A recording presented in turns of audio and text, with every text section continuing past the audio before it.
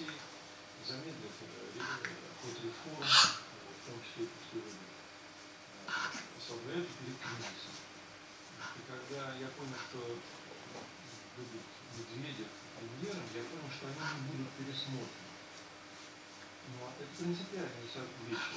То есть они будут влиять серьезно на развитие экономики. И просто бороться с последствиями я не знаю.